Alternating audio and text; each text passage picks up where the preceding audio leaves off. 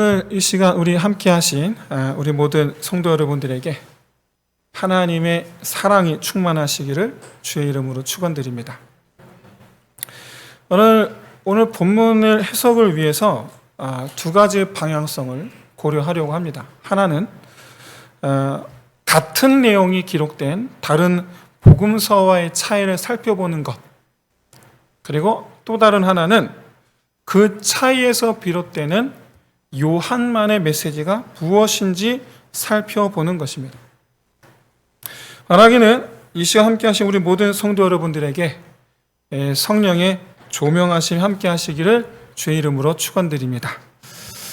여러분, 오늘 본문은 오병이어 기적을 일으킨 바로 그날 새벽에 있었던 일이죠.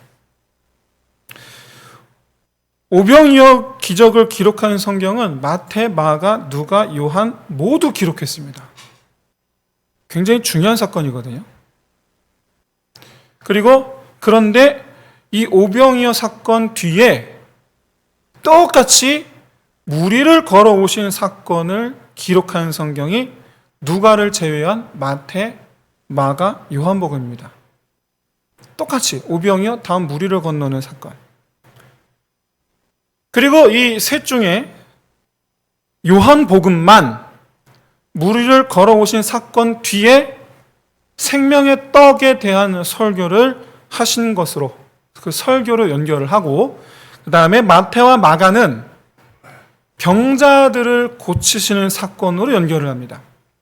오병이어 무리를 걸으심, 병자들을 고치심. 근데 요한만 오병이어 무리를 건너심, 그리고 생명의 떡에 관한 설교를 하심. 이렇게 해서 이 무리를 걸어오신 이 사건 앞뒤에 내용을 다르게 함으로 요한복음이 마태와 마가와는 차별화된 다른 메시지가, 같은 사건인데 다른 메시지가 있다라는 것을 우리에게 알려줍니다. 그러면 마태, 마가는 구조가 같은데, 내용이 같은데, 그러면 같은 목적으로 서로 그럼 기록을 했느냐? 무리를 걸어오신 사건에 담긴 하나님의 메시지가 그럼 같으냐? 결론부터 말씀을 드리면 마태와 마가는 모두 예수님께서 하나님의 백성들을 하나님의 나라로 인도하는 분으로 그리는 목적으로 기록을 했어요. 그게 무슨 말이냐면 출애굽 시대를 생각나게 하는 거예요. 만나를 먹이신 사건은 오병이어 사건으로, 홍해바다를 갈아 바다를 건너가신 사건은 예수님 본인이 무리를 건너오신 사건으로. 그리고 40년 동안, 광야 생활 40년 동안, 여러분 아시죠? 이스라엘은 질병을 앓지 않았어요. 범죄함으로 하나님의 심판을 받았지만 질병을 앓은 적은 없어요. 하나님의 지키심, 보호하심이죠.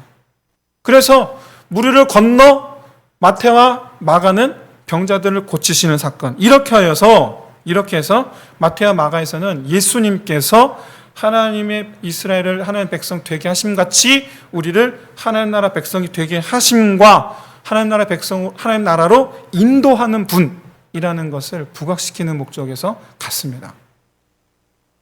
그런데 요한은 오병이어 사건에 앞서 먼저 요한이 말하고자 하는 배경을 먼저 툭 던지죠. 그게 뭐였습니까? 유월절이라는 거였어요. 오병이어 기적을 일으키시는데 그날이 언제다? 유월절 기간 아니지만 유월절을 앞두고 있다. 그래서 오병이어 기적 속에 떡이죠. 이 떡이 유월절 어린 양과 같은 의미라는 거예요. 같은 의미. 백성들을 살리는 떡이라는 거예요. 그래서 무리를 건너신 후에 설교하시기를 그 백성들을 살리는 떡이 누구다? 나다. 예수님 본인이 생명의 떡이라는 것을 설교하시죠. 그러니까 요한은 오병이어 기적을 통해서 만나 사건을 떠올리게 하려 하기보다는 예수님이 굶주림의 결과가 뭡니까? 죽음이죠. 이스라엘 백성들이 죽을까 봐 그렇게 난리를 쳤던 거예요. 먹을 게 없으니까. 광야에서 여러분 설마 뭐 냉장고를 들고 다니기를 하겠습니까? 아니면 광야에 아무것도 없는 그 허허벌판에 심어놓은 야채, 채소, 곡식 있기를 하겠습니까? 아무것도 없거든요. 그러니까 광야 속의 그 굶주림은 곧 죽음을 가리켜요. 그래서 죽을까봐 염려해서 그렇게 하나님한테 난리를 쳤던 거예요. 죽을까봐. 그런데 요한은 이렇게 굶주림의 결과를 상징하는 죽음. 죽음에서 구원하시고 생명을 얻게 하시는 떡. 그가 예수님이다. 라는 것을 깨닫게 하시기 위해서 깨닫게 하시는 장치로서 요한은 오병이어 사건을 다루는 거예요. 조금 포인트가 다르죠. 이렇게 생명을 주시는 분이라는 주제를 담고 있는 이 오병이어 기적과 그리고 또 한 칸 건너뛰어 내가 생명의 떡이다 라고 말씀하시는 설교, 그 사이에 물을 건너오시는 예수님의 모습을 넣고 있어요. 순서상으로는 마태, 마가와 똑같지만 의미가 다른 거죠. 바로 무리를 걸어오신 예수님, 그 사건이 앞뒤 주님은 생명을 주시는 분이시다. 이 메시지를 강화하기 위해서 사용한 내용인 거예요.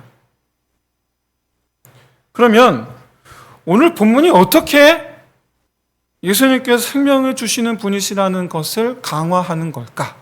이게 중요해지죠. 어떻게?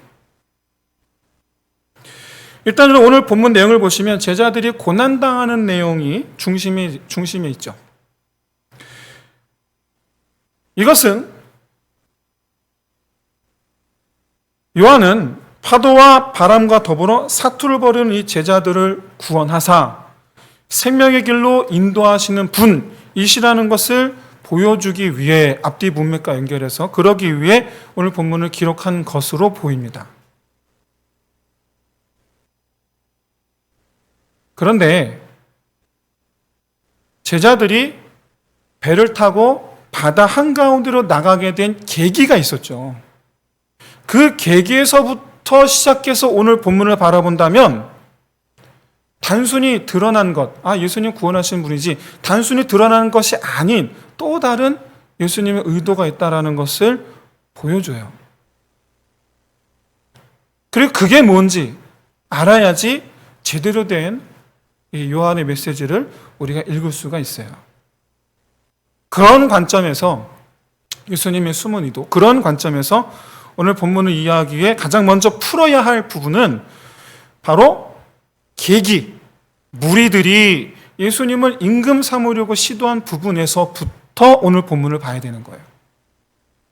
아시다시피 마태와 마가 그리고 누가복음은 오병이어 기적 끝에 이 무리들이 예수님을 왕 삼으려는 시도를 했다라는 것을 밝히지 않습니다. 오직 요한복음만 밝혀요. 분명히 다르죠. 오늘 본문의 첫 단어가 뭡니까? 저물매. 이거는 시간을 나타내는 거죠. 이 표현 자체가 의미하는 건 집에 갈 시간이라는 얘기예요. 자, 집에 갈 시간. 오늘날처럼 여러분 도로 가로등 있지 않아요. 그리고 오늘날처럼 집집마다 전깃불이 있지 않아요. 오죽했으면 얼마나 어두우면 집 안에 낮에는 여러분 중동 지역 가보시면 아시겠지만 낮에 굉장히 덥습니다. 그러다 보니까 창문이 다 작아요.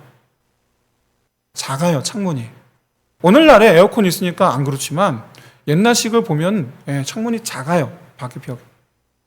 그러니 대낮에 집이 얼마나 어두운지 아십니까? 어두워요. 그래서 한 바리새인이 그 뜨거운 한낮에 나와서 무화과 나무 밑에서 성경을 읽는 거예요. 그래서 다시 말씀드립니다. 그러니 해가 저물면 얼마나 어둡겠습니까? 밖도 집안도. 그러니 할 수 있는 게 자는 것밖에 없어요. 집에 가야 돼요. 그런데 사람들은 지금 어떤 시도를 하고 있습니까? 집에는 안 가고 예수님을 임금 삼으려는 그런 움직임을 지금 보이고 있죠. 이게 무슨 뜻일까? 이게 뭘 의미하는 걸까? 6월절이에요. 이 군중들은 6월절을 맞이해서 예루살렘으로 함께 모여 가던 이들인데 그들이 함께 가다가 예수님께서 배 타고 가시는 것을 보고 쫓아온 사람들이었다. 우리 지난주 말씀 나눴어요. 그러니까 이 사람들은 사실 어디로 가는 사람들이어야 돼요? 예루살렘으로 가는 사람들이죠. 예수님 임금 삼으려는 시도, 이건 뭘 의미합니까?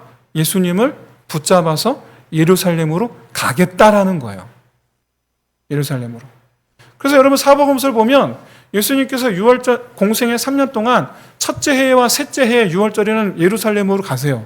근데 둘째 해는 예루살렘으로 안 가세요. 왜? 이것 때문에. 안 가세요. 6월절에. 하나님의 6월절인데 성전에 안 가셨어요. 이들 때문에. 자, 여기서 한 가지 짚고 넘어갈 게 있죠. 오늘 본문의 주인공은 누구입니까? 군중들입니까? 예수님입니까? 제자들입니까? 오늘 본문. 풍랑을 맞이하여 애쓰는 이들. 누굽니까? 제자들이죠. 그럼 여기서 한 가지 짚고 넘어갈 게 있죠. 자, 지금 이 5천 명이라고 말하고 했지만 사실 5천 명이 아니고 수만 명이었죠. 성인 남자면 5천 명이니까.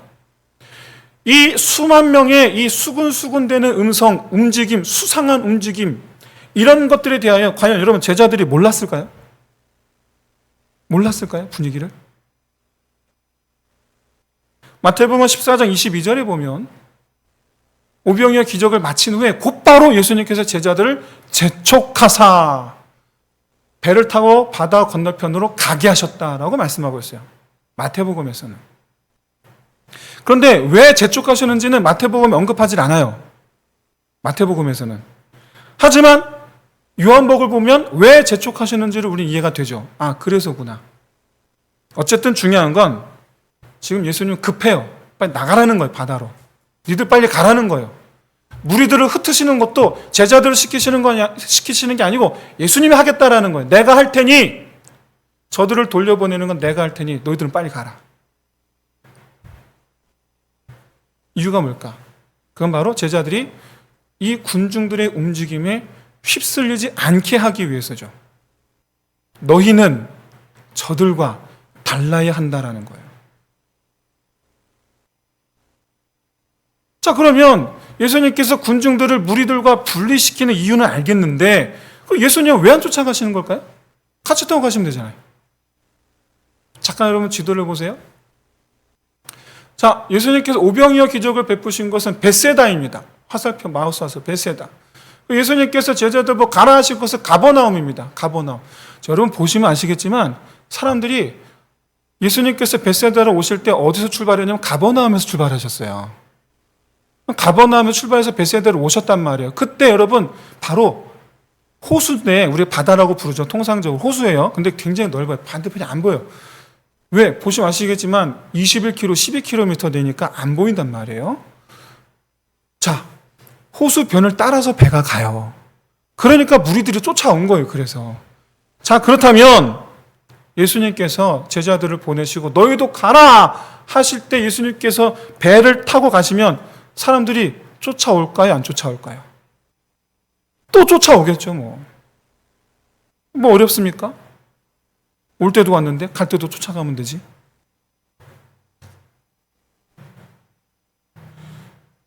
아무리 여러분 제자들을 무리들과 떼어 놓았다 한들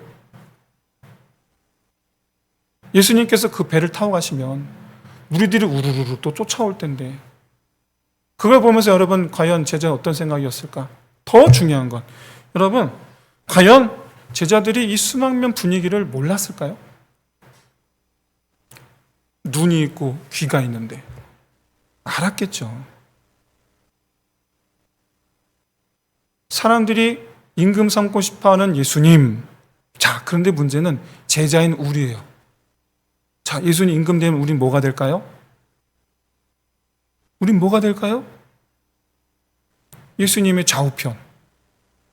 기대가 생기잖아요.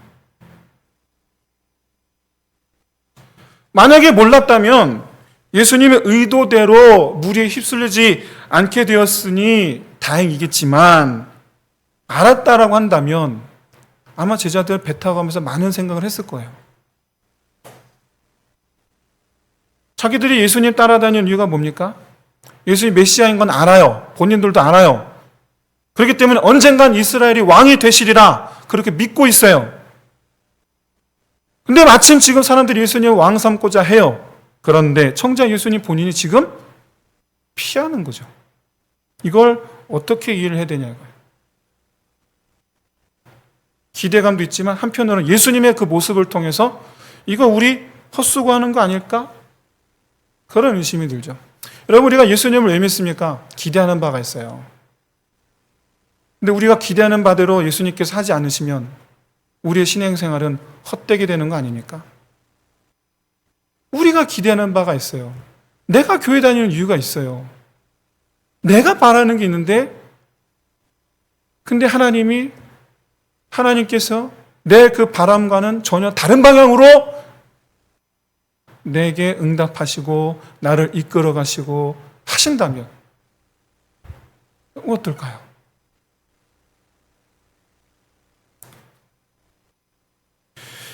이런 의심이 들어있는 제자들의 상태, 그러니까 제자들의 상태가 의심이 들었다라는 것을 암시하는 장면이 오늘 본문 속에 주된 배경이죠. 바로 가버나움으로 가려는데 어두워졌다. 중의적 표현이에요. 어두워졌다. 그리고 큰 바람이 불어 파도가 일어났다. 라는 당시의 상황에 대한 묘사예요. 그들의 마음과 같아요. 제자들의 마음 상태와. 그런데 다른 복음서를 보면 이때 상황을 좀 더 구체적으로 알 수가 있습니다. 그래서 좀 참고하려고 합니다. 마태복음 14장 25절을 보면 예수님께서 무리를 걸어 오실 때 시간이 밤 사경입니다. 이 밤 사경이라는 시간 단위는 로마 시간 단위예요. 로마는 밤 6시, 저녁 6시부터 새벽 6시까지 12시간을 4구분을 나눴어요. 그래서 보초를 쓰는 거예요. 저도 여러분 아시겠지만 군대 GOP 다녀왔잖아요. GOP는 밤에 다 근무를 쓰거든요. 그래서 이 해 지는 시간부터 자정까지를 전반야, 자정부터 해 뜨는 시간까지를 후반야, 이렇게 둘로 나눠서 근무를 써요. 저희 때는. 근데 로마 병사들은 4개조로 나눠요. 4개조. 그래서 저녁 6시부터 9시까지 1경, 9시에서 12시 2경, 12시에서 3시 3경, 3시에서 6시 4경. 그러니 여러분 밤 사경이라는 저 의미가 뭘 의미합니까? 아주 깊은 밤. 그리고 또 한 가지 의미가 있죠. 제자들은 지금 현재 밤새 고생했죠. 고생 잠깐 한 게 아니에요. 밤새 고생한 거예요. 밤새. 이게 의미하는 게 뭘 의미하는가? 제자들이 지금 똑바로 여러분 아까 지도를 보셨지만 베세다에서 가버나움 가는 길이 그냥 옆에 해변 따라 가면 돼요. 그게 안 보이는 거예요. 거기다가 큰 바람이 불어와 힘들게 가고 있는데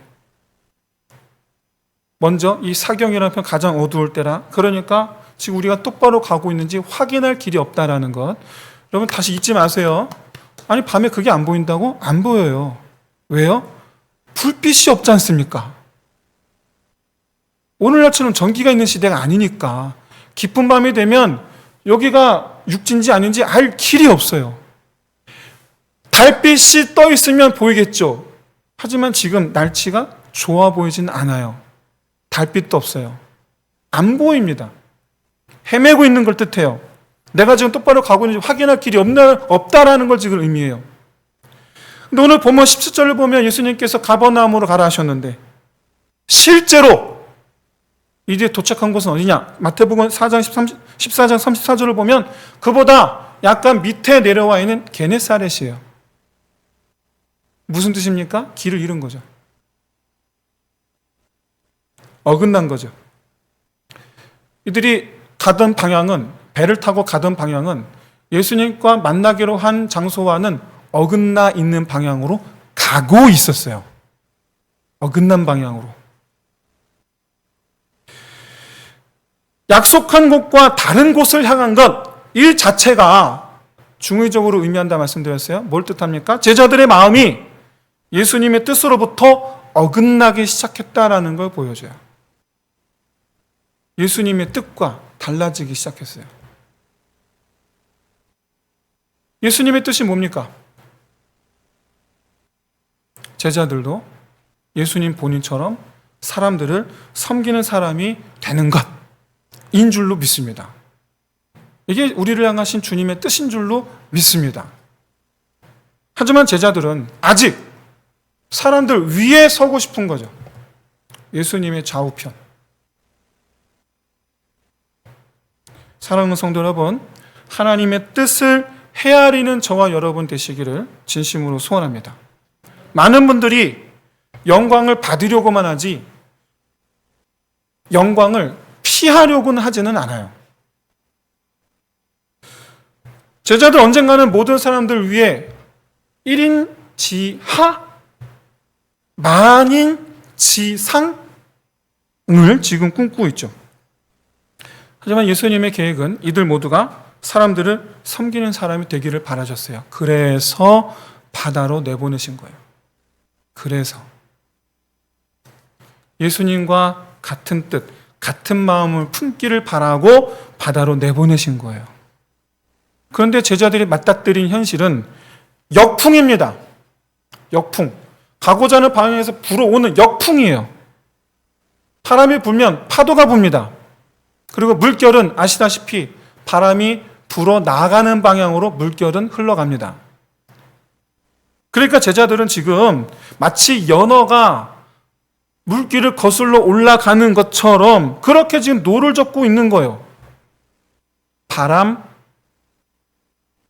때문에 가기 힘든데, 파도 때문에 가기 힘든데, 거꾸로 흘러오는 물결, 가기 힘들죠. 이걸 우린 가리켜서 뭐라고 불러요? 삼중고죠. 삼중고. 여러분, 우리 인생 삶을 생각해 봅시다. 우리 이 지점에서 우리 인생 삶을 생각하면 아주 중요한 질문 하나 던집시다. 나를 향한 하나님의 뜻은 내가 삼중고를 겪어야만 되는 건가요? 내가 하나님의 뜻에 합당한 사람이 되려면 반드시 삼중고를 겪어야 되는 건가요? 하나님은 나를 정금같이 단련시키기 위하여 삼중고를 겪게 하시는 건가요? 오늘 본문은 그런 말씀인 건가요? 예수님의 마음과 같은 마음을 품게 하기 위해서 삼중고를 만나게 하신 건가요? 과연 그런 건가요? 이런 삼중고를 겪어야지 우리는 참다운 제자가 될 수 있는 건가요? 결론부터 말씀을 드리면 이 제자들이 겪는 삼중고의 의미는 단련과는 아무 상관이 없습니다. 아무 상관이 없어요. 오히려 이 일로 인해서 제자들은 예수님과의 관계에 새로운 지경을 열게 됩니다. 오히려. 여러분, 아까 말씀드렸죠? 제자들 지금 배는 예수님과 만나기로 한 약속 장소와 어긋나기 시작했습니다. 예수님 만날 도리가 없어요. 물론 건너가서 이렇게 찾아보면 만나겠지만 최소한 이들이 어긋났기 때문에 그 약속 장소에서 곧바로 만나리라고 기대할 수는 없어요. 근데 정확하게 찾아오시죠. 정확하게. 이건 여러분 너무나 당연하죠. 왜? 하나님이시니까. 우리가 길을 잃어도 우리 주님은 찾아오신 하나님이신 줄로 믿습니다. 우리가 바다 끝에 거할지라도 주님 우리를 찾아오시는 우리 하나님이신 줄로 믿습니다. 거기 계시는 하나님, 아니 계신 곳이 없으신 하나님, 그가 우리 하나님인 줄로 믿습니다. 우리가 어긋났어도 우리를 찾아오시는 우리 하나님인 줄로 믿습니다. 이걸 보여주기 위해서요. 이걸. 가서 고생하라고 한 게 아니고 너희가 어긋났어도 내가 너희를 찾아가리라. 이게 오늘 본문의 메시지예요. 요한이 우리에게 주는 메시지예요. 우리가 하나님 뜻에 벗어났어도 우리를 사랑하시는 그 주님은 처음에 그 주님의 계획대로 주님의 뜻에 합당하게 우리를 찾아오신다는 거예요. 예수님은 기도하시다가 제자들이 어긋난 길에 인하여 안간힘을 쓰고 있음을 보시고 오셨죠? 여기서 어긋난 길, 중의적 표현입니다. 표면적으로는 실제로 길이 어긋난 거고 내재적으로는 제자들이 예수님과 같은 마음이 아닌 상태를 뜻하죠. 이 어긋남이 상징하는 것, 제자들의 길은 예수님과 약속하셨던 예수님의 계획대로 만나기로 약속했던 그 길은 바로 사람들을 섬기는 길, 사람들을 위하여 자기 목숨을 내어주는 길. 어긋난 길은, 그래서 지금 제자들이 가고 있는 길은 사람들 위에 서고 싶은 길, 사람들 위에 서는 길. 여러분, 제자들이 지금 있는 이 바다의 의미는 인생의 험악한 그런 인생살이 모습 삼중고를 의미하는 것이 아니고 내가 지금 어긋나 있구나를 알려주는 거예요. 이런 경우가 우리 인생에서 정말 많이 일어나죠. 주님의 뜻을 벗어나면 그런 일들이 찾아옵니다. 오해하지 마세요. 우리가 주님 뜻대로 살지 않으면 그런 인생의 어려운 일을 당한다? 그런 의미가 아니에요. 잊지 마십시오. 우리의 인생은 원래가 험악해요. 원래가. 주님과 함께일 땐 주님께서 우리를 날개 아래 품어주셨을 뿐이에요. 그래서 몰랐을 뿐이에요. 주님의 뜻을 벗어나면, 그 주님 날개 아래 벗어나면 원래 맞이해야 될 파도를 마주하는 거예요. 잊지 마십시오. 인생살이는 원래가 고난입니다. 고난이 없는 인생은 없어요. 사고, 질병, 기타 등등 이런저런 이벤트들, 젊었을 때 우리 흔하게 경험하는 헤어짐의 고통, 그건 누구나 겪어요. 저는 안 겪은 줄로 믿습니다. 할렐루야. 그러면 우리 모든 인생살이 겪는 그런 고통은 다 겪어요. 누구나. 반드시 찾아와요. 주님 안에 있을 때 주님께서 우리를 지켜주신 줄로 믿습니다. 자, 중요한 것은 그런 인생살이, 그런 삼중고 그런 것들은 나를 단련시키시려는 하나님의 섭리 또는 징계 그런 게 아니에요. 그냥 단지 그냥 어긋나 있는 거예요. 그냥 주님 품에서 벗어나 있는 거예요. 그냥 오히려 우리 주님은 어긋난 길 위에 있는 우리를 데리러 오시는 분이신 줄로 믿습니다. 오히려 우리를 데리러 오시는 분이에요. 바로 이 부분이 아까 말씀드린 요한의 메시지, 먼저 말씀드린 요한의 메시지. 예수님은 어긋난 길에 있는 이 제자들을 올바른 길로 예수님께서 당기시는 게 아니고, 이리 와 당기시는 게 아니고 찾아오셔서 오히려 인생살이 속에 험악한 일 가운데 있는 우리를 찾아오셔서 여전히 주님께서 안아주시는 분으로, 그가 내 하나님이시라 자발적으로 주님을 따르게 하시죠. 그걸 경험한 이들이 누굽니까? 여기 있는 우리 아닙니까? 여기 있는 우리. 여러분, 실제로 누가복음에서는 오병이어 사건 뒤에 무리를 걸으신 사건을 기록하지 않습니다. 그렇게 기록하지 않고 무리를 걸으신 사건을 생략하고 제자들과 대화를 나누시는 장면을 넣어요. 그 대화 내용이 뭐냐? 너희는 무리들이 나를 누구라 하느냐? 라고 물으시는 장면이에요. 이때 베드로가 나서죠. 뭐라고 말합니까? 하나님의 그리스도시니이다 라고 대답해요. 하나님의 그리스도시라는 표현은 하나님께서 보내신 메시아라는 표현이란 말이에요. 이 제자들에게 누가복음에서는 계속해서 뒤이어서 어떤 얘기를 해주느냐, 어떤 말씀이 이어지느냐, 내가 백성들을 위해서 죽는 사람이 될 거야. 그러고 나서 3명, 베드로, 요한, 그리고 야고보 3명 데리고 변화산으로 가서 변화하시는 모습, 모세와 엘리야도 변화하는 모습을 보여줍니다. 이게 누가복음이에요.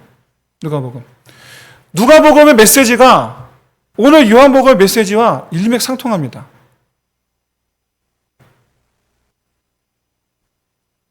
마태복음에서는요, 예수님께서 건너오사 배에 오르셨을 때 제자들이 절을 했다라는 것으로 결말을 맺어요. 그리고 마가복음에서는요, 제자들이 마음이 어두워져 깨닫지 못하고 그냥 단지 놀란 것으로만 결말을 맺어요. 그런데 요한은 제자들이 기뻐하며 영접한 것으로 결말을 맺어요. 한마디 더 붙이죠. 마태, 마가는 없어요. 가려던 땅에 이르렀더라. 이게 핵심이죠. 이 가려던 땅, 가려던, 누가 가려던? 처음부터 가려던, 예수님과 함께 처음부터 가려던, 거기에 이르게 되었다는, 역시 중의적 표현이죠. 이 시간 성령의 조명하심 함께 하시기를 주의 이름으로 축원드립니다. 근데 원래 여러분, 마태복음 보면 사실 배가 실제로 도착한 곳은 가버나움이 아니고 게네사렛이에요. 마가복음도 게네사렛으로 표현하고 있어요. 근데 요한은 마치 약속했던 가라했던 가버나움에 배가 도착한 것처럼 얘기해요. 이건 왜 그럴까요? 그 이유가 뭘까요? 어긋난 제자들의 마음의 중심이 다시 제대로 된 길로 돌아온 것을 의미하는 거죠. 어떻게? 어떤 일이 났길래? 사랑하는 성도 여러분, 제자들처럼 우리도 예수님의 뜻과 내 생각이 다를 때, 그래서 우리는 어긋난 길로 갈 때가 참 많습니다. 솔직히, 그렇죠? 우리 고백합시다. 많죠? 많아요. 그런데 그런 우리를 주님은 이리 와! 끌어당기시는 게 아니라, 너 잘못했어! 끌어당기시는 게 아니라 그런 우리를 찾아오시죠. 그래서 다른 사람을 향한 그 마음, 그 마음을 내게 부어주시죠.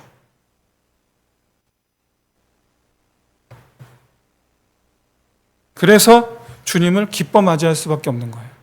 맞이하게 된 거예요. 그래서 이 기쁨은 아까 우리가 말씀드렸던 시편 기자의 그 고백 속에 담겨있는 그 감정과 맞닿아 있죠. 내가 새벽 날개를 치며 바다 끝에 걸주할지라도 거기서도 주의 손이 나를 인도하시며 주의 오른손이 나를 붙드시리이다. 혼자인 줄 알았던 곳,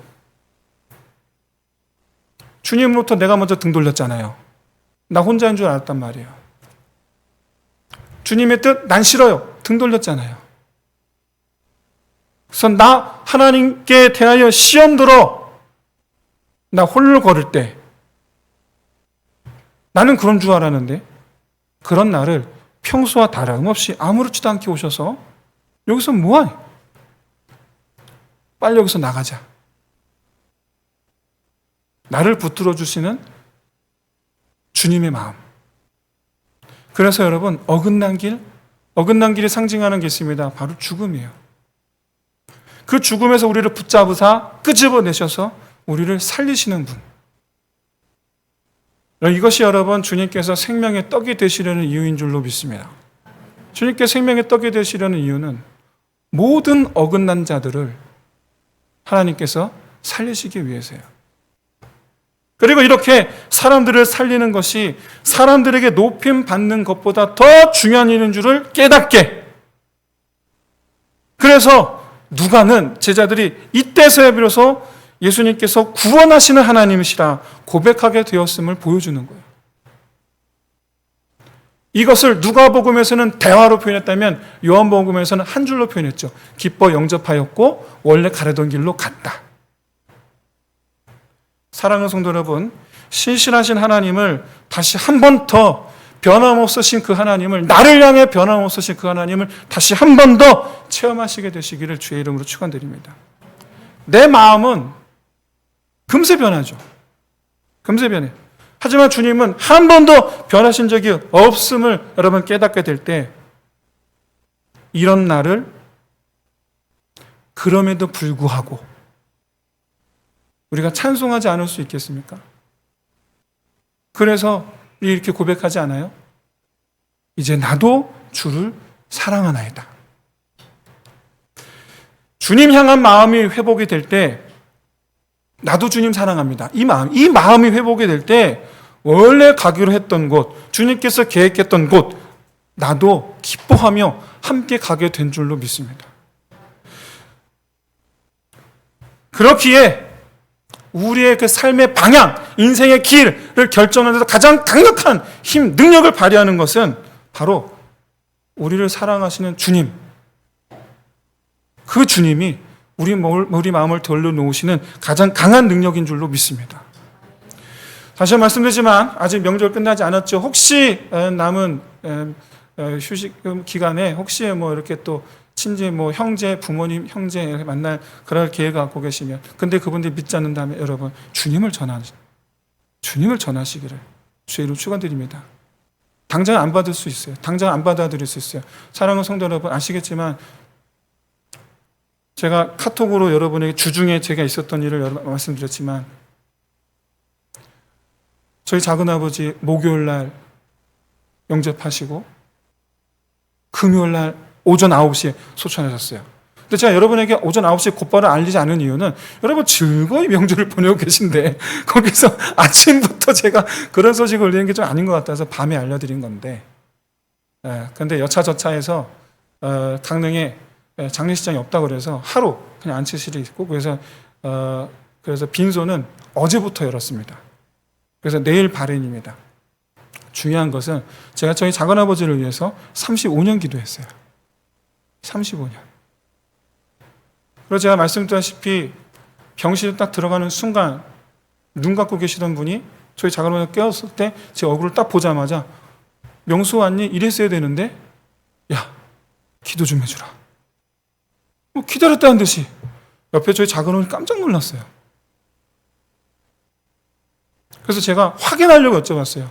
작은아버지, 저희 아버지도 예수님 믿고 천국 가셨기 때문에 제가 목사 된 거 아시죠? 그럼 작은아버지, 지금 형님이 천국에 살아계신 거 아시죠?